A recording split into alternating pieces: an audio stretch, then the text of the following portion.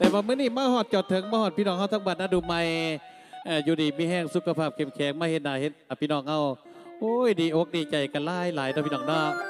เป็นพี่เป็นน้องกันพี่น้องเอ้ยเนาะขอฝากทีมงานไว้ในวงล้อมอ้อมแขนเป็นพี่เป็นน้องลูกหักลูกแพงกันแล้วกันเด้อพี่น้องเด้อนะทั้งสายทั้งอินเพิ่นขอมาไม่ห่างลูกซีให้เด้อจักบาทมาสั่นเนาะเอาสำหรับเพลงนี้มอบให้ทีมงานสายท้องอินอยู่ในโต๊ะและกับพี่น้องเขาทุกโต๊ะทุกตังได้มวนได้ซื้อได้ฟังน้ำกันนะพี่น้องเนาะขอเสียงไม่ห่างลูกซีจักบาทเด้อพี่น้องเด้อสดขอบใจหลายๆเด้อ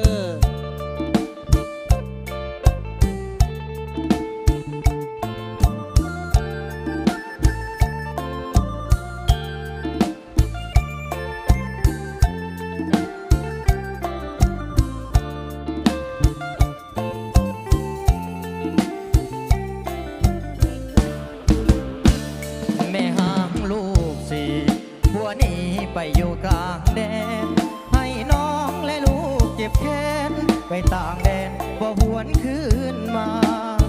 เห็นน้องนั่งไห้พวกไก่บ่ได้สั่งลาปล่อยลูกต้องเป็นกำพร้าแม่ต้องมาหาเงินส่งลูกเพียนอายมาถามข่าวเรื่องราวสังน่าสงสารน้องบอกว่าเรื่องบ่นานหัวเหตุการณ์หน้าที่หมุนเวียนแล้วไปมีน้อยน้องก็ปล่อยพอลูกยังเฮียนบ่นานจดหมายพวกเขียนเนื้อในว่าพอกันแม่หาน้องอย่าโศกเศร้าโศกาไอ้นี้ขอมาคันอาสาบอกให้น้องวันลูกน้องทั้งสี่อายจะมีหน้าที่แบ่งปันให้มีแต่ความสุขสันต์ส่วนน้องนั้นให้ใจซื่อตรงน้องเอ๋ยอย่าห่วงพุ่มพวงให้ใจสบายลูกหญิงใจซื่อขายส่วนลูกชายจะเสริมเมียนทรงส่วนน้องและอายแสนสุขใจความรักซื่อตรงแม่หางเจ้าเปรียบเหมือนโหอย่าพะวง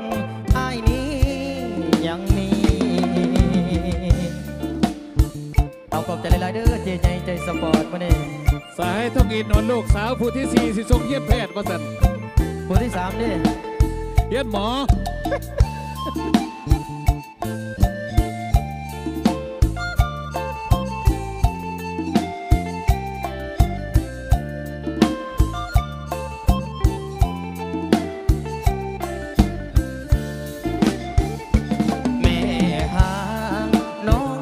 โศกเศร้าโศกาไอ้นี้ขอมา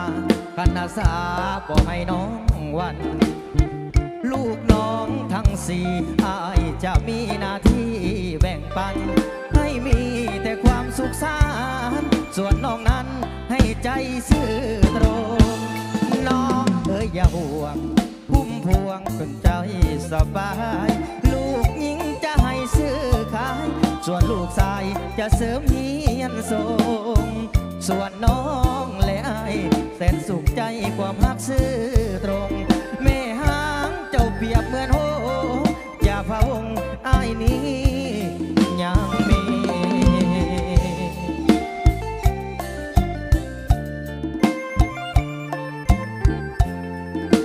เอาพิเศษไม่ห่างกันแล้วกันเด้อลูก2ลูก3ลูก4เอาก็เส้นกันแล้วกัน